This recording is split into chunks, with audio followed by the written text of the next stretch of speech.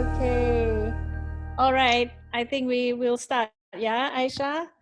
Okay. First of all, let me welcome everyone who's joining us today for the second Hello Zafigo, which is an online panel extension of our Zafigo.com site and Zafigo X to reach out to all of you, uh, especially during this MCO period where we can't physically meet everyone. So this has been the alternative, and I must say, judging from the first one, it went very well. So we're very happy to have the second one.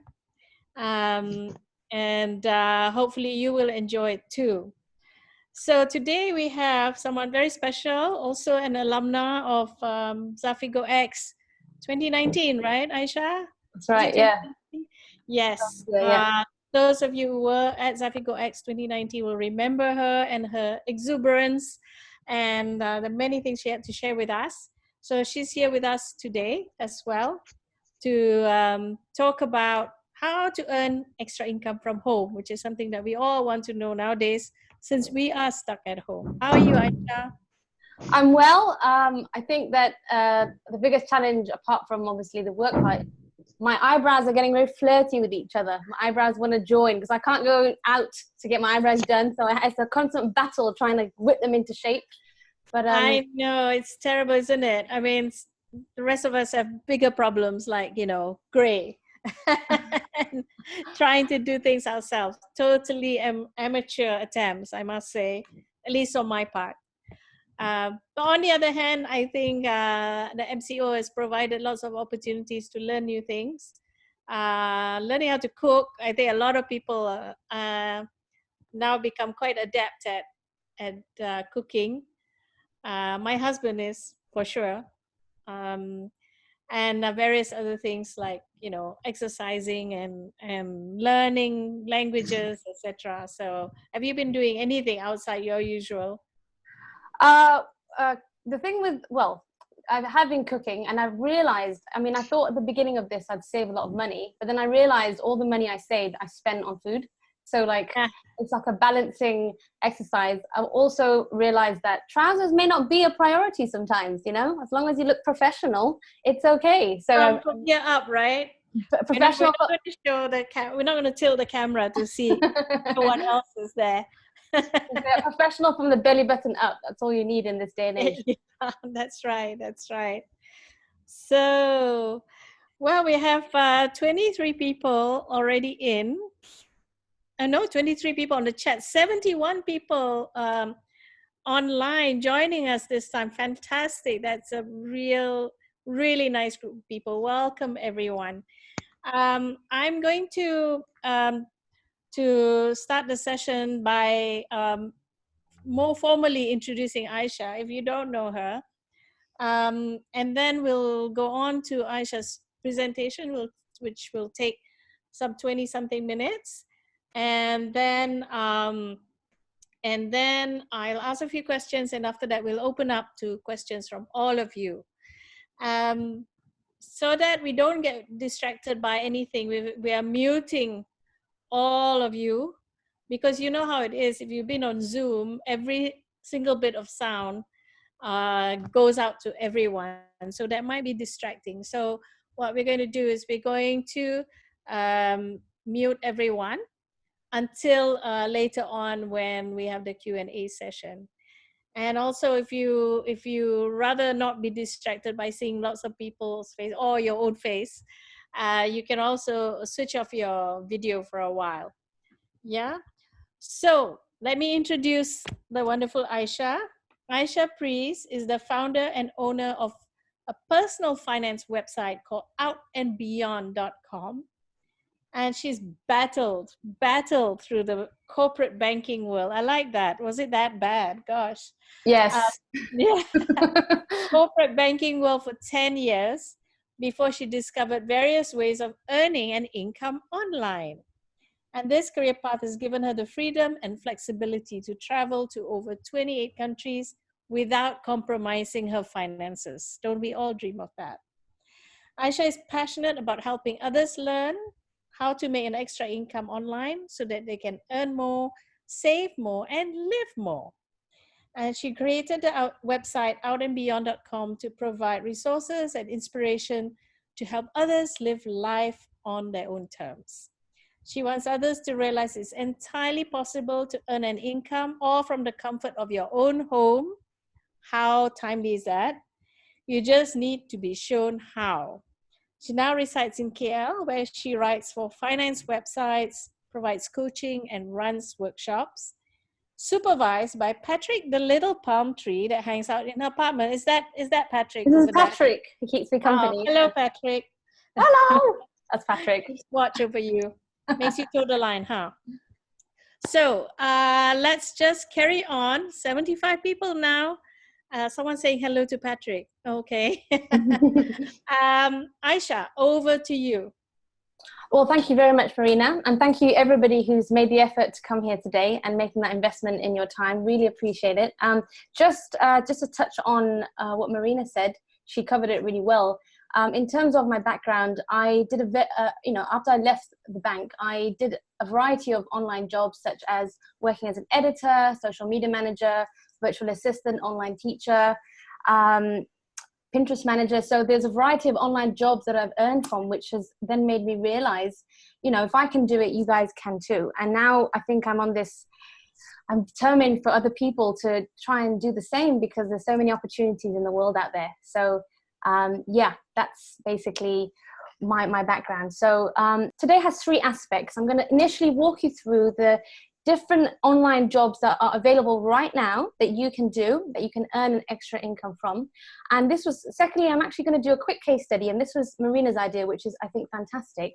I'm going to actually imagine you right now want to build a small business online. How do you do it? Where do you start? How do you, there's so many questions I had when I wanted to build a business for myself. So I'm going to walk you through that really quickly. And then finally, I'm going to share some mindset tips, which actually really helped transform my journey. Because I think up until then, I was battling with a few kind of internal battles. And then these 2 mindset changes happened. And then I started making money. So that's kind of the format that I'll be following. And first things first. The thing is, there's lots of people in the world with lots of different skills. And one of the obstacles I had when I began was, I'm not very creative. What online job can I do? I'm not good at technology. How can I do anything online? And the great thing is, there's so many jobs out there for everybody with different skills. For example, you can become an Etsy seller. Etsy is a platform which allows you to sell handmade goods. So if you right now are quite creative and you could, for example, want to make cushions, or you like knitting, you can actually place your goods on Etsy and you can make money on Etsy. And it has a huge market, and it's extremely credible. And I know people that have made over 6 figures in USD just selling on Etsy. Now, another thing that's really hugely in demand right now is a social media manager. For example, right now, especially during lockdown, a lot of businesses have found that they can't sell the traditional method. They can't rely on foot traffic. So they've had to diversify, and they've had to try and find sales and customers online and on social media networks such as Facebook, Twitter, Instagram. And therefore, there's a huge demand now for social media managers. As a business owner, you're very busy. You don't have time to go through Facebook, go through Instagram. So they hire social media managers to engage with their existing clients, but also to get potential new sales through social media. I mean, how many times have you been on Instagram and a beautiful model with a nice outfit comes along, you're like, wow, I want to buy that. That's through social media. That's the power of social media. And a social media manager has done that for the business, okay? So another thing you could do, if you're good at taking photographs, you can earn money from stock image photography. Now, if you have photos, you can actually upload it to stock photography sites and they will pay you. Now, why would they pay you? That's the question I had. Why would anybody pay me for my photos? Because if you have a website, you can't just upload any photo you find online. You get sued for copyright. So you need to have either your own photos, you can use free photos, or you buy photos. Free photos aren't that great sometimes because everybody's used them, and Google prefers fresh content, right? So you can buy stock. I have to buy stock photos sometimes for my blog, and sometimes it costs USD $1 per photo. So you can go on any of these stock photography sites, upload your photos, and get paid for your photos. And you could sit in the comfort of your own home. Okay. Now, Pinterest manager. This for me was a huge eye opener because I didn't really know much about Pinterest a year ago. And then because I run my own website, I understand the importance of driving traffic to your site. And then I discovered Pinterest.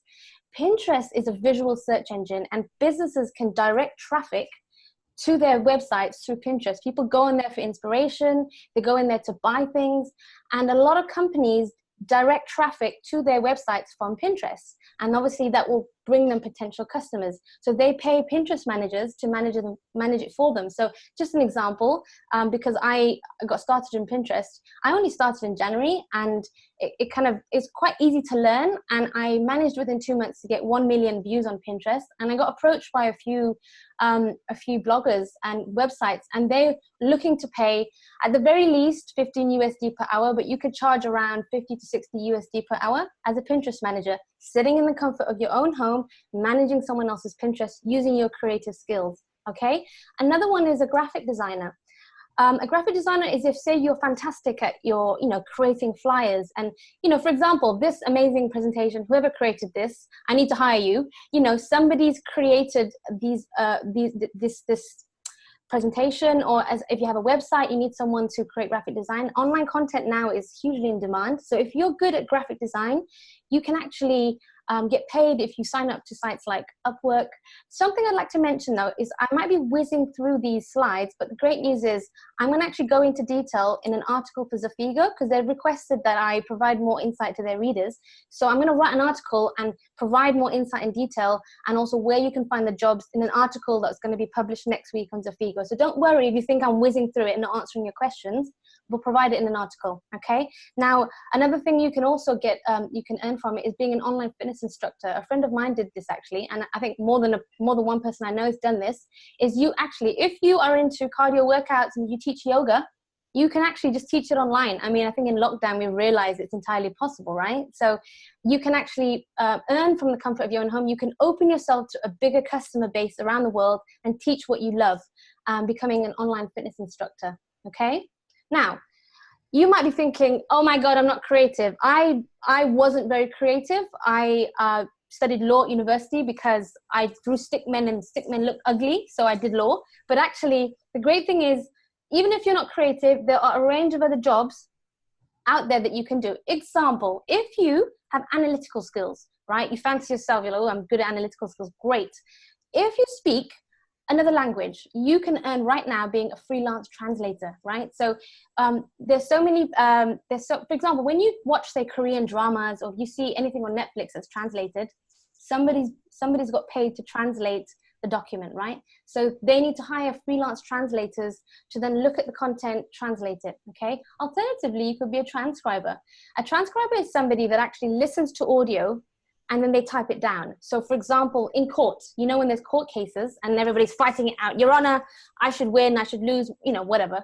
That's not really how it happens in court, actually. But what happens is, as a transcriber, you listen to the audios, you type it out in a kind of in a format which allows people to read it and understand, and you get paid for it. If you Google transcription, it's an actual job. Now, another thing which is really interesting is a search engine evaluator. I actually found out about this recently, and you can get paid to evaluate whether a website comes up on a search engine. Now, why would somebody pay for that? For example, I have a website. I could be doing all the right things, but let's say you Google my website and you're saying, hey, Aisha, there's these weird fonts coming up. There's this weird picture. Somebody is paid for these big companies to actually evaluate how the websites come up on search engines. And it's called a search engine evaluator. And I think I read an article recently, this guy, he's from India and he's incredibly talented. He was earning about 5,000 USD a month as a search engine evaluator. Okay. Now, another one, if you have analytical skills, is a proofreader and editor. Now, I began my remote working career as a proofreader editor. And I remember I still had a full-time job, and I used to edit documents in my lunch break and in my free time, just to kind of test the waters. And you can basically look at a document and you edit the language and the grammar. And the great thing about this is you can like work for 1 week, take a week off. I've done that. I mean, I worked as an editor while I climbed up to Everest Base Camp when I was motorbiking around Vietnam. It's an amazing, flexible job, which I highly recommend. And if you're good at, if you have analytical skills, attention to detail, you could work as a proofreader or editor. Now, virtual assistant is essentially, now if you think about it, you know, every business normally has an assistant or a secretary. It's the same thing, just in the virtual sense. So you basically manage emails, manage calls. You do everything the assistant does, but virtually. And I have a few coaching clients. They're stay-at-home mums, and they work as virtual assistants, and they make between around 2,000 to 3,000 USD. But I know those that have outsourced and earn about 6,000 to 7,000 USD a month. It's entirely how much time you want to spend on it, right? But it's hugely in demand. Like at some point, hopefully, if my blog grows, I'm going to need a virtual assistant. Remember that.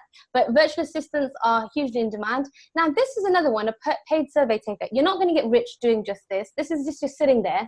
And if you have, you know, you're just kind of wasting time. Companies actually will pay you to take surveys because customer insight is gold. Before you want to launch a product, you need to know what customers think, whether they'll buy it. So you can actually Google paid surveys and find out how to take surveys that will pay you. You can watch videos. It's not something that pays really well, but it's something to fill your free time that you can do if you want in your free time to earn money. Okay. Now, if we move along, there's other skills. So you might say, okay, I don't have any analytical skills.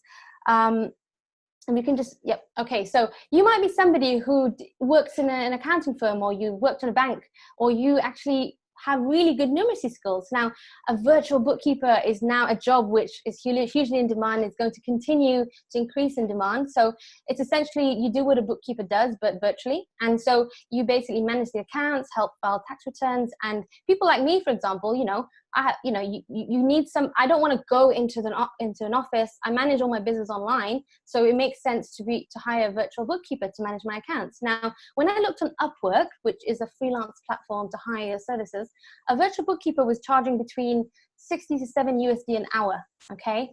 Now you can niche down and obviously charge more, but that's the going rate on Upwork.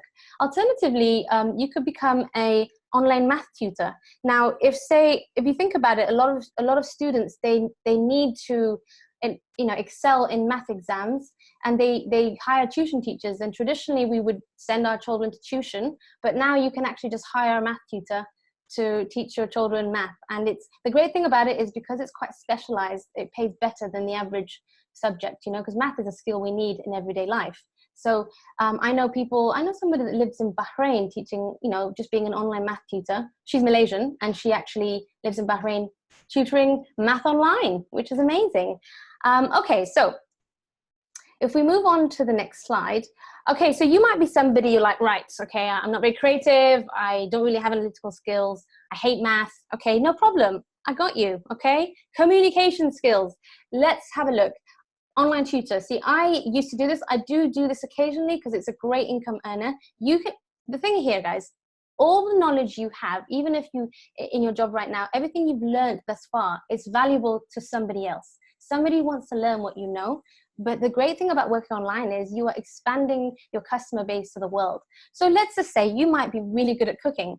Now you could teach, if you're in Malaysia, teach Malay cooking to someone in Spain, right? So I actually excelled with teaching English online.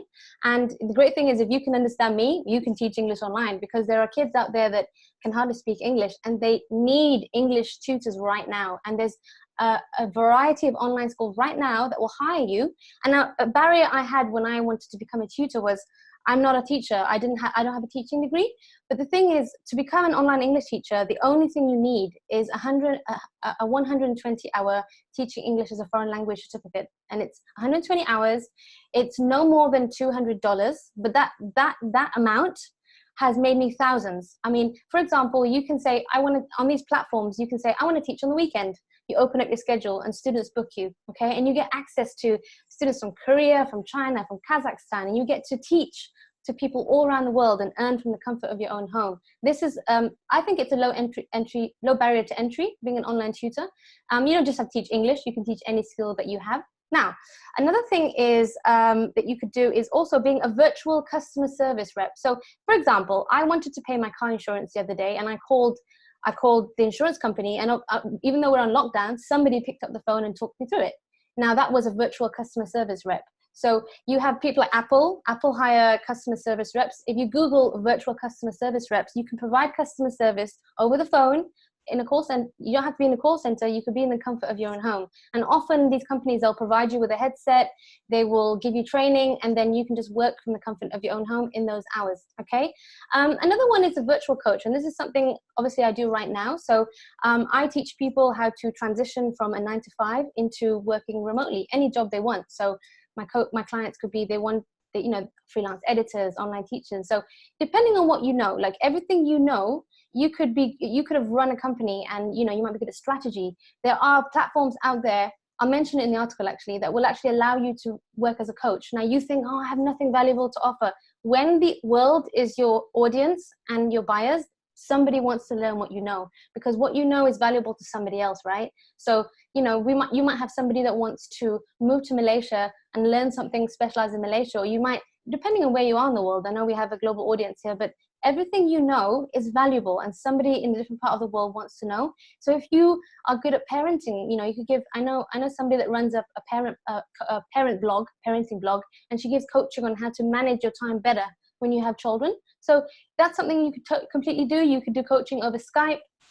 It's really easy to set up, and it's great. Now, finally, YouTube. Like, YouTube is really kind of funny. I never really understood how people made money. Like, I'm a YouTuber, you know, like it's quite, I kind of assumed like it was like an American thing, but actually I realized that YouTube, if you have like a YouTube channel, if you have more than 1,000 subscribers and 4,000 hours, YouTube actually pays you for the views. So for every time someone views, so like the more, I think I read somewhere, there was this lady who had a lot of views, is probably a few million, but she made like 40,000 USD from one video, but she had a lot of viewers. But if you like kind of talking, and you like talking to your audience, and you're doing nothing else with your time except, you know, instead of spending money, you might as well be making money. Go on YouTube, make some videos, provide insight to people out there, and you might as well earn from YouTube, you know, that you just earn from the ads that YouTube pay you. Okay. Now, you might actually decide, okay, I'm hopeless. I'm an introvert. I don't really like talking to people. I'm a hermit. I have no interest in conversing. No problem. You can actually become a freelance writer. And this is something that I currently do. So I started off as a travel writer because I like traveling. And then I went into finance writing. Now, the great thing about freelance writing, I always thought you need to have a journalism degree. You need to be super experienced. That helps. Obviously, that helps. But really, guys, the thing about this is the online world is bountiful. And you know, the opportunities are out there. If you really want to do something, you can do it. And if you want to be a freelance writer, create some samples. There's going to be some job boards that I'll mention in the Zafigo article. Just apply to those job boards with your 3 samples and keep pitching, and you'll get some opportunity, and you get paid to write anything you love. You could write about makeup, you could write about the environment, whatever. Anything you enjoy, you can write about and get paid for it, okay? Now, finally, and this is something which I've recently learn about, is actually being a blogger. So I always thought you had to have thousands and millions of followers and viewers to earn money from a website and a blog. And okay, I'm going to share a personal story here. I hope I don't cry, because if I cry, then you guys might cry, and then I look really ugly crying. But actually, I had this Ambient for a long time, didn't do much with it. But then last year in October, my best friend passed away suddenly. And also my grandma passed away. And it was really hard and really tough, but it made me wake up and realize, what am I doing in my life? You know, life is so short. So I decided to do something with my blog and monetize it. And actually, you can earn money 6 main ways from a blog. If you write content, if you have, like, say, 10 posts on there that's useful, inspirational, or interesting, you can earn money from advertising, from sponsorships, from affiliate marketing, from coaching, or from a digital product. You might write a book that you can actually, that's quite short, and then you can just sell that as a digital product. So you don't really need a huge audience. Like, I don't have millions of followers, but I make money from my blog, you know, and it's quite quickly eclipsing my full-time income. And it's, I know, for example, a blogger that I follow, she makes, I mean, you can make 0 from your blog. I'm not going to lie to you, but you could, she makes, she inspired me. She makes 100,000 per month from her blog. Can you believe it? She has a personal finance website, and I didn't believe it, but I read her income reports. because I'm quite risk averse. So I read her income reports, I had a look at her sources, and she made that per month, and I didn't believe it, but I followed it, and now I'm starting to make money. So now I'm quickly going to, so those are the 5 main areas. If you have those skills, those are the jobs you can do. Now, before that, actually, I'm actually going to walk you through a quick case study, which I think was a great idea that Marina mentioned. Now, you might be sitting at home and you're sitting there blinking like, right, okay, there's all these jobs out there. But what if you basically want to launch a small business? You have something, you have a product. Where do you launch it? Who do you speak to? How do you get your customer, right? Okay, I'm going to have a fictional product here. I'm going to say a little lunchbox, because I saw this beautiful little lunchbox, this tiffin box that was hand painted. Imagine you have this lunchbox you want to sell. Imagine you could have any product you want, okay? Take some pictures of that lunchbox, some beautiful pictures. Tell your aunt in the living room to get out the photo. We need no family members in the photo, just the photo of the product, please. Thank you.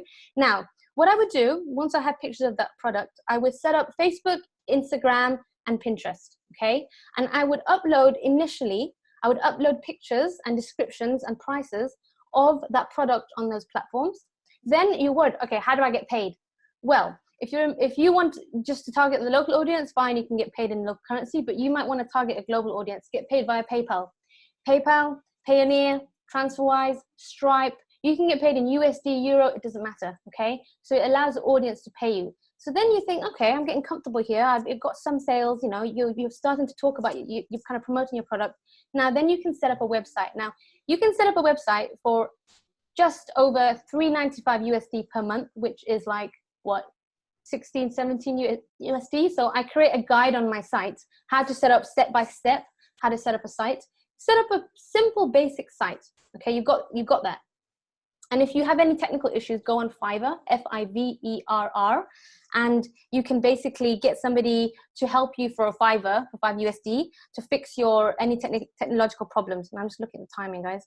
Okay, so now then what you've done, so you set up a website, great, you've got this product. Now, what I would recommend you do is go to some e-commerce platforms. If you're in Malaysia, Lazada, Shopee, Mudah, Lelong, Zalora, Carousel, just Google it. If you're abroad, Amazon, eBay, these are all these e-commerce platforms allow you to put your product and it gives you eyeballs in your product. Okay, now you want to start promoting it even further and getting more sales. Okay, I would recommend you look into, obviously if you have a budget, look into Facebook ads. Facebook ads, if you do it properly, is a really good way of advertising and promoting your products in it's reasonably priced. Then I would look into actually Pinterest traffic and search engine optimization.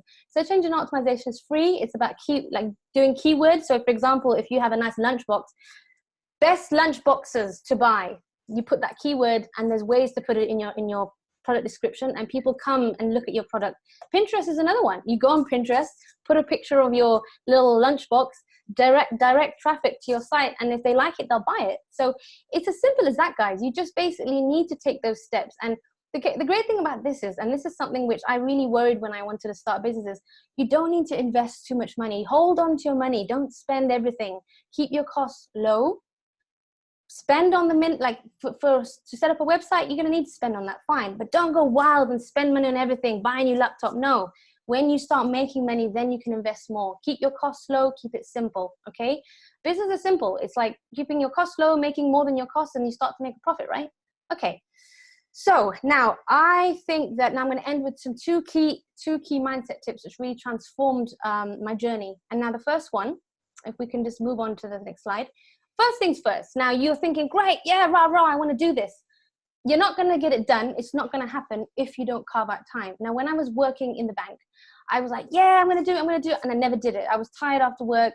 You need to sit down and ask yourself, what do I do with my free time? What do I do in my free time? For me, I spent a lot of time watching television, and I was spent time on social media. So I said, right, I'm going to cut out television. And in that time, I'm going to learn how to edit.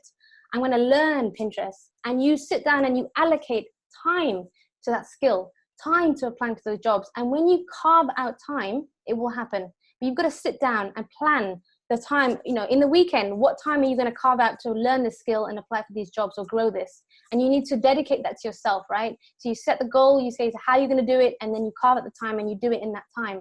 And now secondly, and this is the biggest thing for me, is having that belief. And they say, and this is something which really kind of sticks to me is you can change your life by changing your thoughts, right? Now, at the beginning of this journey, I had so much doubt. No one else I knew did this. They were like, is it a scam? You know, can I pay a mortgage on this? Is it just something backpackers do in their free time? It's not a real job. But actually, and this is obviously my personal experience, being able to do it, travel the world, save, and, you know, having a full-time income, is you need to dedicate yourself and believe that it's possible. And if you're not sure, Google people that have done it. I mean, right now you doing this is amazing because you're investing in your brain and you're investing your time in it. So you need to actually be convinced that you can do it, because if you're not convinced, you won't put yourself into it. And another thing in kind of like that's tacked on to that is, you know, we talk about feeding our body to nourish your body, and we talk about to have a healthy body, we have to eat vegetables and everything, but we never really talk about feeding your mind. What do you feed your mind? Are you reading negative news? Are you growing your brain? What are you feeding your brain to grow it, to make it smarter, more resilient, to help you develop? And that's, for me, the biggest thing was feeding my brain with things that could upskill me, and also reading about people that have done it, that I look up to, and then actually then going ahead, carving out time and doing it. Okay, so I'm gonna allow the questions to, I think that's it really for my presentation. I hope I haven't rambled on for too long, but I'm going to hand it over to Marina, if Marina would like to go ahead.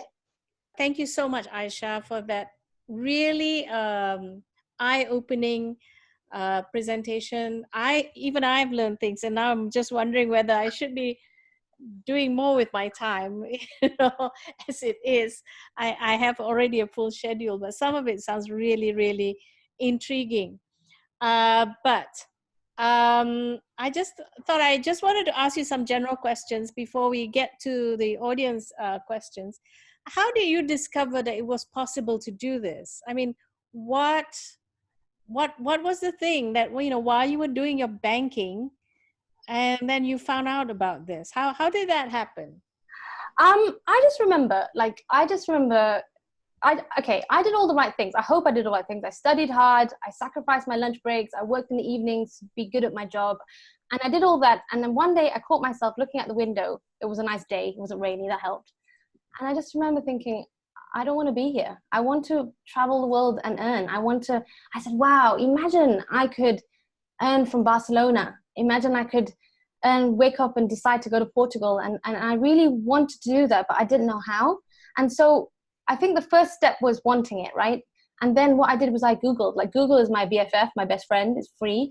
And I started reading about other people that did it. And I literally just spent all my lunch breaks and evenings reading. And then I think what I did was I read about editing. It seemed like the easiest one. And I remember I went on holiday in Malaysia at the time, because I was living in New Zealand, and I went to Malaysia. And I just remember creating a flyer. It was a free flyer that I made, and I went to universities in Malaysia, and I just pasted my flyer, experienced editor, you know. And the thing is, like, I at the time I had already asked my friends for free samples. Like, I edited their reports, edited their CVs, and I got some experience doing it for free.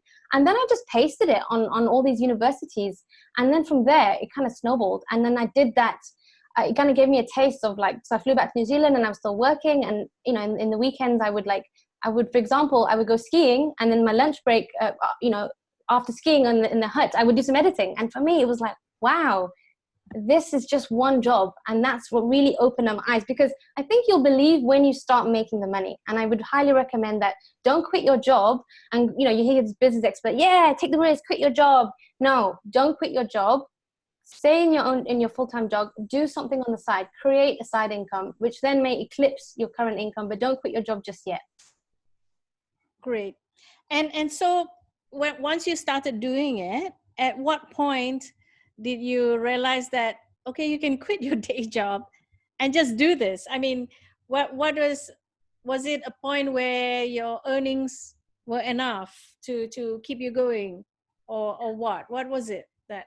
That's a good question, because I think a lot of people are wondering, like, okay, how do I pay my mortgage, right? So for me, what I did was I sat down and I calculated all my bills. What is the minimum I need to survive, right? So I don't advocate getting into debt. I say to myself, I need to pay my rent. You know, if you have a mortgage, I listed down all my expenses that I need to survive. And then I had a look, and I basically looked at my side income, and I said, this is how much I'm making with this many hours in my free time. Imagine if I scale that up. And then it gave me the confidence, and it kind of gives you the confidence to know what your hourly rate can be. Because a lot of people are like, what do I charge? Right? I don't want to undercharge myself. I don't want to scare the client off. But then at the same time, what for me was, when you're at the beginning, you can't go in there gung-ho like, hey guys, pay me $100. You know, you can't do that. You don't have experience. You need to get experience. And the way to get that is either to do it at a lower rate initially, and that can change, right? You can change your rate in 1 or 2 months. So I started with a lower rate, but the rate was enough to cover my basic bills. And that allowed me to say, okay, if I work this many hours, I can make this much. If I work triple those hours, I can make this much. And it gave me that confidence to then quit my job. Terrific. And so in this era of COVID-19, where we're all stuck at home, has that made any difference to your earnings? Are you getting more work or what? Well, that's actually an interesting question, because initially it did, because as I said, I had travel writing clients, and initially, understandably, some of my travel writing clients had their own problems to deal with. They had to drop me. And initially I kind of panicked, but then I said, right, well, the great thing about the online world is you learn skills you don't even realize you have. And I said, okay, so right now I've got other skills. Who needs my skills? Who can I help? And I think it's always good to begin with, rather than pushing yourself on somebody or sales. Who can I help? Because your skills can help somebody. What problem can I solve? Now, I found that a lot of people now want to learn how to work online. So I kind of I coach more people.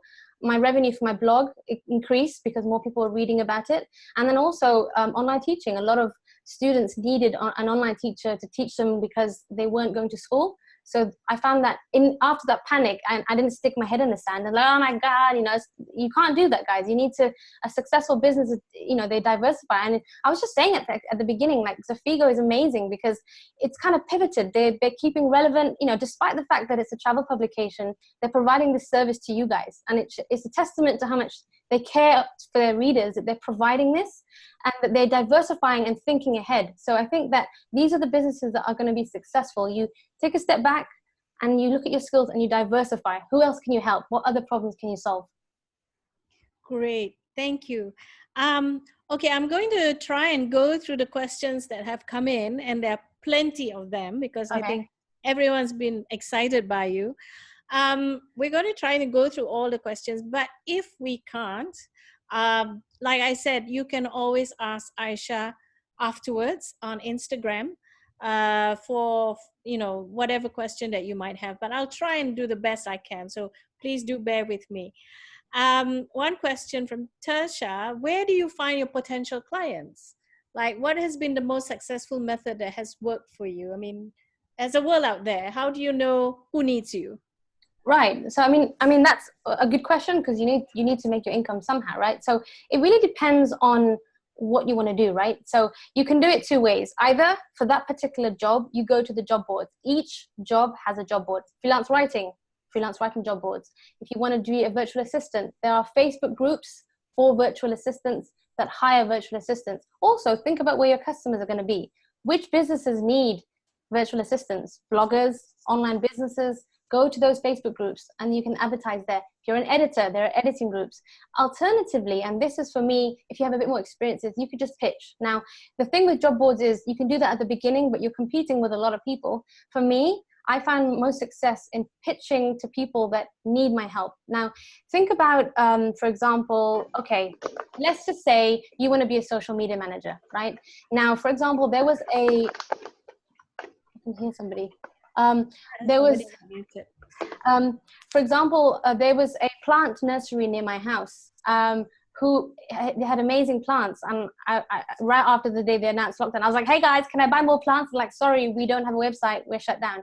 Now, if I wanted to be a social media manager, I could easily pitch to them and say, hey guys, right now you are having no sales. How about I set up Facebook and Instagram for you, and I advertise your plants, a few pictures of your plants, and then here is my hourly rate. And just pitch to them, you know, you pitch to 10, you pitch to 20, you might get 2, right? And for me, it's like thinking about who needs your services, who can you help, who can you add value, and then pitching to them.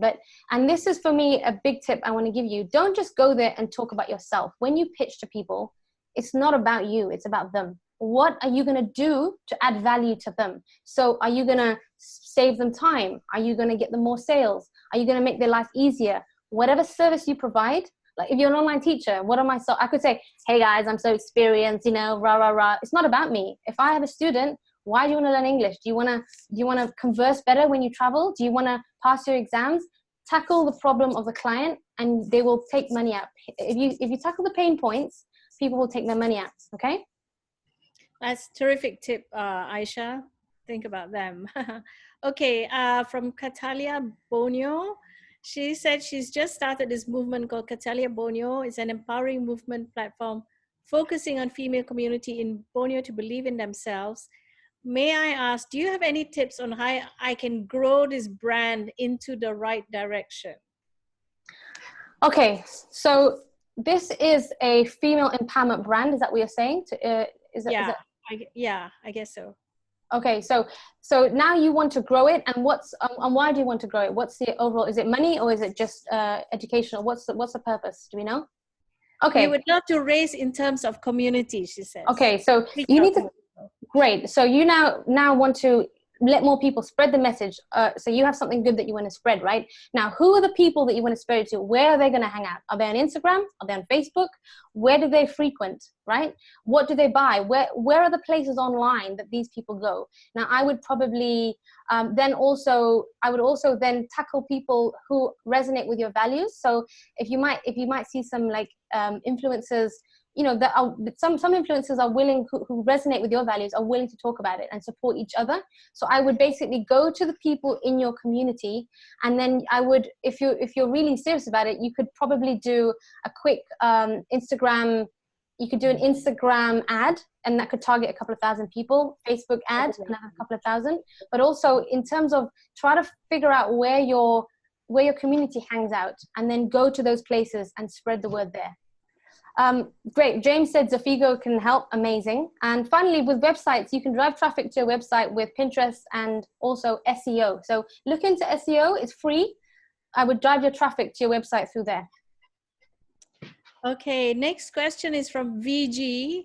For most of these jobs, do we have the power of negotiation for higher rates, or is it something that we can only take on once we're more established? I think that's probably self-explanatory.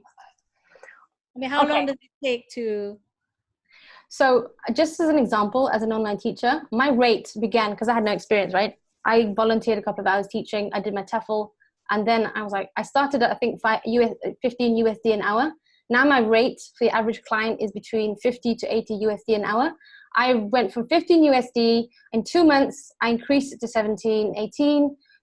Every month or every 2 months, I increased it. Now, the way you're going to increase your rate is you need to specialize and you need to tackle a problem. The same way a surgeon gets paid more than a general doctor, you are tackling a specific issue, right? So, for example, if you want to say social media manager, generalist, but let's just say you're really good at Pinterest or you're really good at Instagram, focus on that. You're like, I know how to grow Facebook followers. I know how to engage people. I know how to get the likes.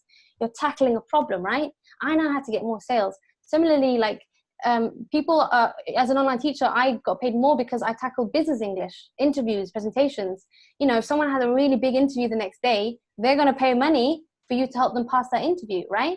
So find out where you can niche down, excel in that area, then you can raise your rate. But at the beginning, if you have no experience, there's no shame. Like people say, you're being undercharged. That rate won't last forever. I don't advocate working on a low rate forever, but at the beginning, if you're trying to get experience, it's okay to get experience and charge a lower rate, but make sure you increase your rate as you get more experience. But what if there was a lot of competition? I mean, would you lower your rate to get the client? Okay. Going to someone else? I really think that even in any industry, like for example, Zafigo, there are so many travel publications out there. But why do you go to Zafigo? They obviously provide something to you guys that's different, that's niche, right? Now, if you are good at what you do, you don't need to worry too much about competition. Obviously, they're there, but you will realize that if you're good at what you do and if you solve people's problems, you are going to be able, because not many people have that dedication. People give up. So I know so many online teachers, they go on Facebook groups and they complain. They're like, oh, it's saturated. oh, you don't get paid. Oh, you can't find students. And I said, I just got booked by 5 students this week. How is that possible? And that's purely because you're not listening to the negative noise. You're not listening to anybody else. You're focusing on yourself. What can you offer and how can you add value to the client? And that's how you're going to do it. Well, this is kind of a related question. So Serene Tan is asking, how do you stand out on freelancing platforms such as Fiverr when there's so many other people providing the same services? And actually, I went on Fiverr and I got confused. There's so many people doing the same things. How do you stand out? Right. Okay. So Fiverr is obviously just one, and that is the truth. There are many platforms out there. So, for example, on Fiverr, I tried a few people before. I stick with one girl from Bangladesh, and she is incredible. And the reason I stuck with her was because she was reliable, and she made me feel like my problems were important. Okay. Initially, yes, how do you get the first client? That's always the problem. But with Fiverr, you can actually, there's different levels, level 1 seller, level 2 seller, level 3 seller. At the beginning, it'll be tough. Just stick it out, get more experience, and you will get higher ranking in terms of sellers. Then when you have an existing client, wow them, blow their socks off. You know, I always say my clients are my precious babies. You need to make sure their problems are your problems. You fix their problems and you need to be invested in them. And they will realize, like this girl, I had this problem and because I'm bad at technology, I had this issue with my website. Someone hacked into my website and I was so stressed. And she basically, even though it was past her working hours, she said, Aisha, don't worry. I'm going to stay with you until this is fixed. It's like 3 a.m. in Bangladesh. I will fix this for you. Don't worry. I promise you. Since then, I've never gone with anybody else. And that's how you're going to stand out. Great. There's a question from Amira. Do you focus on a few things only or multiple skills at a time? If you think you can do many, many things, you know. Okay, so it's hard because you need, like, for me, I have this real issue at the beginning is I want to do everything. I can do that, I can do this, I can do that. And I realized that at the beginning, when you're still trying to figure it out, like, you know, I didn't know about blogging because I didn't try it. At the beginning, list down your skills and list down your passions. Then you pick 1 or 2 jobs that you can do. Focus on those, okay? Once you've done that and you think you've done well, you've upskilled, then focus on others. You can't do 5 things at once. Pick 1 or 2, do them, be very good, then move on. Like for me, for example, I knew nothing about Pinterest and I wasn't very creative. In January, I was like, right, I am what I say I am. If I say I'm not creative, I'm not going to be creative. So I changed with that. What you say and what you think will be who you are. So I said, I am creative. I'm going to learn how to be creative. I sat there and it was so painful. Like and this is another thing, guys, like you know, sometimes you don't want to do something. It's like the vegetables of life. Sometimes you don't want to eat vegetables, but it's good for us. Sometimes you don't want to do something. You don't want to learn something because it's painful. The brain resists. And I stuck at it for a whole week and I was like, no, I'm going to learn it. I'm going to learn it. I feel scared. I feel overwhelmed. And after a week, it gets easier. The best way to be good at something is to do it often. So I'd say pick 1 or 2, do it well, then move on to the next thing. Great. And I think that also kind of answers Christy Ng's question about how long do we need to keep hustling before we should consider our initial plans fail and we should move on to something else. So I think you pretty much said that you if it doesn't work, then move on to a new skill. Is that what you're saying? I think that there's also like, okay, you have to balance it, right? Because obviously you can't, I gave myself 2 years. I said, if I'm not replacing my banking income within 2 years, then I'm going to move back into banking, right? So give yourself a realistic timeline. Don't lie. You say 2 months, I'm going to become a millionaire. Then of course you're going to put too much stress on yourself, right? So give yourself a realistic timeline. And the thing is, you say, okay, I want to learn the skill and I want to make, what's your first goal? To make some money. For me, it was to make some money, to prove to myself. Tick that goal off. Okay, next goal. Don't try and set your goals to be a millionaire immediately. Set your goals at every stage and then hit them. And say, you know, like, for example, if I was still earning 0 in 2 years, then I would probably ask myself, what am I doing wrong? And maybe I'd probably get a coach or I'd go Google online, like, why is it that other people who have less than me can do it? And that's a really good thing for me. It was, instead of comparing yourself to somebody that has more than you that did it, look at people around you that have less, that have managed to do it, and that inspire you. Great. Okay, this question was also related to something I was thinking of, like, how do you get paid? And Haja Imran was asking, And hi, I live in a country where PayPal isn't available, and I'd like to expand my business globally. Please advise. Thank you. I mean, how do you get paid? You keep talking in US dollars, I notice. Right, right. Well, look, I don't know what country had us in. I think you should Google actually, because every country has a way to get paid. If you don't have PayPal, there are other platforms. Like I have TransferWise. You have multiple. There are certain bank accounts that allow you to have multiple currencies. So I use TransferWise, Revolut. I know there's different versions. There's Payoneer, Stripe.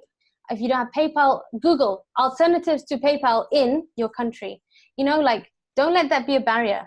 You can get paid, you just need to find how. So find out what's your country name, like Google alternatives to PayPal in Brunei, if you're in Brunei, right? And I'm sure online there are ways to get paid, like multi-currency accounts maybe. Yeah. Okay, from Jemmy, is there a forum space where online earners share their experience and tips and tricks? And how do you stay disciplined and complete the tasks, jobs on time? Discipline is everything, I think, no? So basically, the first question was, what was the first question? Sorry. About, is there a forum somewhere that you can, share experience, tips, tricks? Well, to be honest, and this for me was my biggest barrier because I was so alone trying to figure this out. But guys, I'm here. Ta-da! Don't know if it's a good thing. Listen, I mean, I'm thinking maybe I could create a Facebook group. There are forums for specific jobs. There are forums for like Pinterest managers, virtual assistants. But I mean, look, I think in terms of a global platform, not that I've experienced, I'm sure they're out there. That is something which I think someone needs to create. I don't have time right now, but listen, if you ever feel like you are too shy to mention it here, and this is why I wanted to offer this, and I haven't offered this to anybody else, the Zafigos must be special, right? For 24 hours, I'm going to give you that opportunity to come message me. If you feel shy, message me, but you make sure you mention I love Zafigo at the beginning, because I might not reply if you don't. But here's something, if you feel like you want to talk to somebody, you have me now, and I'm so passionate about you doing this because I think it's possible. And if you Google it, I'm sure they're out there. For me, I didn't have that, and I'm sure I wish I had that because it would have made my life so much easier. Great. There are really so many questions, so we're trying to get through. Maggie, who runs this thing for us, says we can extend a little bit, so another 10 minutes. So we'll try and get through as many questions as possible, but don't forget, Aisha will be writing about this with more detail, and you can have her for 24 hours. I mean, not one person, monopolize her for 24 hours, but she will be available for 24 hours. So someone's asking this question, which I'm interested to know. I'm interested in virtual assistant jobs. How do I get started? Not that I want to be anyone's virtual assistant, but I might need one. But someone, Ju Chua, is asking this.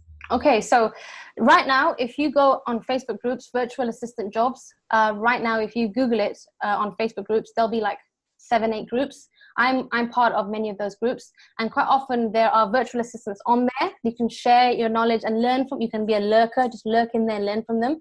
Furthermore, jobs will be advertised there, and there are remote jobs. Like, I think I'm going to mention this in the article also. Like on my site also, I mentioned 21 remote job sites that advertise remote jobs.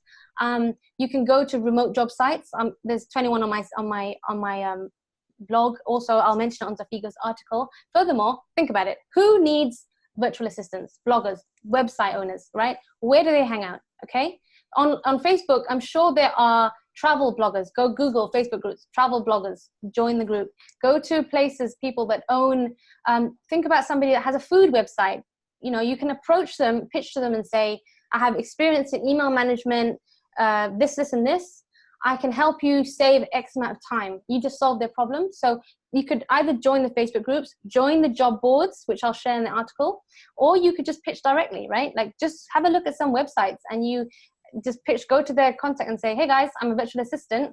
I'd love to save you time and also drive your business. And if you pitch to 50, I'm sure you'll get something back, copy and paste the template. Right. Here's a question from one Zumusni Mustafa. What is your normal day like? Is it frantic? I mean, are you like occupied all the time. What are the challenges that you face when you're traveling and working?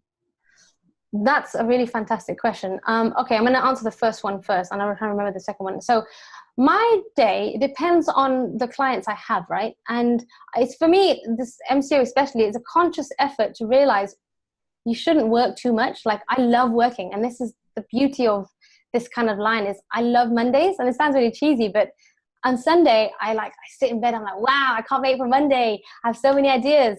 And unfortunately, I find it very difficult to switch off because, you know, I get an email from a student and they're like, teacher, you know, how do I do this? And for me, like, it's driven by priorities. And here's a tip, actually. I want to go back to how do you get things done. This is how you can be more productive. Instead of waking up, checking your Instagram, checking your Facebook, speaking to whoever, worrying about the rest of the world, before you even open your eyes, you're sitting there, you're wriggling your toes, think of 2 priorities for the day, just 2, okay? 2 main priorities you're going to complete for the day. And this is what I do. I sit there and I think, okay, I'm going to do this, I'm going to do that. Get it done ASAP. Don't dilly-dally, you know, quickly get those 2 priorities done, then you can complete the rest. You'll be more motivated, okay? So for me, when you have to whittle down to 2 priorities, you figure out what's important. So for example, like next week, I have some coaching clients. I have a Chinese student from the UK that has an interview coming up. I'll be teaching him. I have some finance clients I need to write for, and I need to also write articles for my blog and Pinterest. So I need to ask myself, which is more important, right? And the way that you figure that out, I know this sounds a bit materialistic, but for me, I need to pay my bills, is I write on the right side, the income generating activities. So the activities that immediately create an income for me on the right. On the left, the tasks that are going to help me create that income, those are the tasks that I need to focus on, right? So for me, that's how I drive my business, because I need to be revenue focused, because no one else is going to pay my bills. I need to drive it. Now, another question was about travel. How do you manage travel and work? Very good question. I had this fantasy when I began. I was like, wow, I'm going to travel the world. You know, traveling is tiring. Traveling is exhausting. There's time zone differences. The client gets angry, you get wrong. You can't travel full time and work. You've got to balance it. So if you want to travel, you've got to travel slow, okay? And you need to give your clients a heads up and say, hey guys, this is my like, I have clients that have followed me in different time zones, but I let them know, next week it's going to be this time zone. What suits you? And then also, if say when I was traveling in Vietnam on the motorbike, I had a rule that I would always be back. I would only ride on the motorbike for a certain number of hours, because that evening I needed to work for 2 hours. You need to be very strict, because if you're traveling and working, it's not a holiday. It's a luxury, but you need to prioritize what's going to pay your bills. Okay? Terrific. So be organized, I guess, is everything. Try to be. Try. Yeah. Siti Hawa would like to know, she likes the idea of blogging as a side hustle. Yep. And she's a beginner, very likely cannot attract traffic well. And rather than pay for a personal domain, because it's in US dollars usually, wonder if starting out with free page for learning how to improve the content is a good way to do it. There are free blogging apps and things like that, right? Sites, WordPress. Is that a good way? Well, it depends if you see your blog as a business. Like, I initially didn't see it. I saw it as a hobby, didn't take it seriously, so it didn't make me money. If you are dedicated to this, sometimes if you know that you have spent this much money on it, it will drive you to then treat it as a business, right? So for the longest time, I saw my blog as a hobby. You know, I wrote for my friends and family, but I said, no, I'm going to pay for a hosting. It was like, it's not excessively, considering what we spend on clothes and food. It's an investment in your business. It's a one-off cost you save for 1 year. I think it's like 300 ringgit for the year, something like that, which is, I don't know how much in USD, but 300 ringgit. And I said, right, this is a one-off cost I'm going to dedicate to my blog. Now I have to make it work. And then and you know, you say that as a new blogger, you can't bring traffic. Actually, you can. It's writing the content that this is how you're going to be successful in the blog. Don't write about your day with your cat that nobody cares about. That's great. Your family might care. You might care. Are you fixing a problem? Are you solving a problem? Are you inspiring? Or are you entertaining anybody? You know, and that's for me. I began talking about myself, and nobody cares about my little day-to-day. They want to know if I can show them how to drive traffic. They want to know how I can show them how to make money.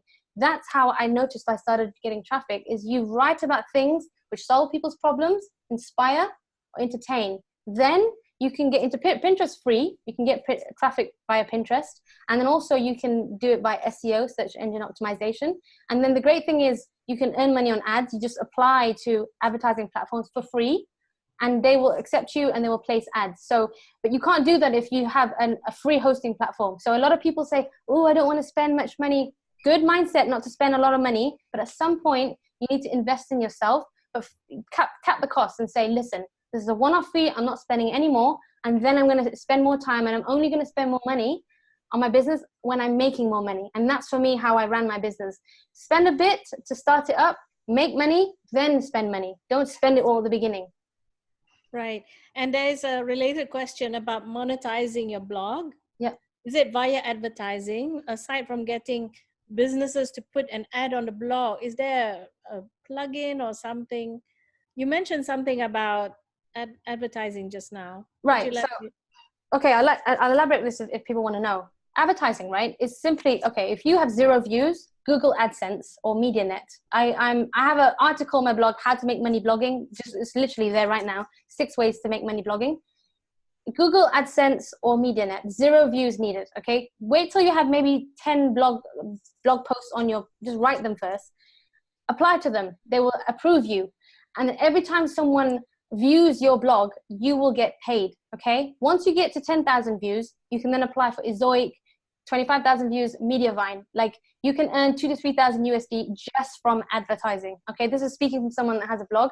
Now, advertising for me, it's okay. I mean, it's good initially. For me, I think affiliate marketing is the best way. And this is where you recommend a product which you would recommend anyway, right? So for example, if you have a parenting blog, okay, and as a mother, you found that you had some issues with some, I don't know what, lactating or something, I don't know, some issue that you needed that you got fixed by, a product helped you that helped fix your problem as a mother, created more time, fixed an issue, and that product's on Amazon, right? So you bought that product. You can recommend that product, but you can actually recommend that product as an affiliate, and it's no extra cost to the buyer.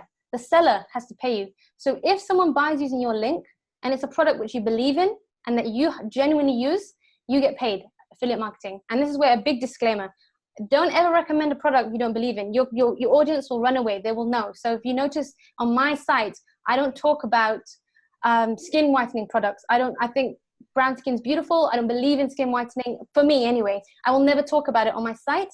So and for me, I won't buy excessively expensive things and I won't recommend them because I don't believe in that. So you recommend things that you use, and if someone buys it using your link, you can earn. And that's affiliate marketing, and then digital product. Right. Another blog question. I thought blogs were out, but obviously not yet back. This is from Charlie, who's in Perth, I know. My wife and I have a blog called Blachan Girl Cheese Boy. Focusing on lifestyle over 40s. What's the best way to gain more audience? Should we go on TikTok? You haven't mentioned TikTok, which is the thing now. Is that a possible way? I don't know. I don't comment on things I've never used. I think I don't want to waste everybody's time. I've never used TikTok, never even watched, I don't have a TikTok account. If I basically go do things, return on time, right? Like is it going to take a lot of time to create that video?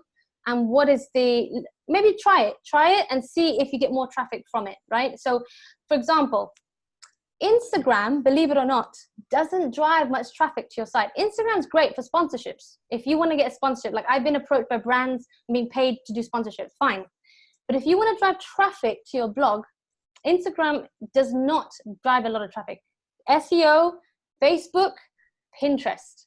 These are the 3 main sources. And if based on my 2-3 years experience speaking to other bloggers, it's really funny because you think, wow, Instagram, it brings a lot of traffic. In my experience speaking to other people that own a website, maybe there's other people that have different experiences, that's great. From my experience, Instagram brings minimal traffic to me. Pinterest, SEO, and Facebook are huge income traffic sources. Twitter, another one. But if you want to do TikTok, I'd say go ahead, but make sure you look at the time it takes you to do it and how much traffic you get. Go to where your time is spent best. Right, that's interesting. I didn't know that Instagram doesn't drive traffic. Here's another question again on blog. How do you handle negative comments on a blog or reviews about your work? I mean, See, it's normal to have comments, but Purdy, who asked the question, said comments put her off.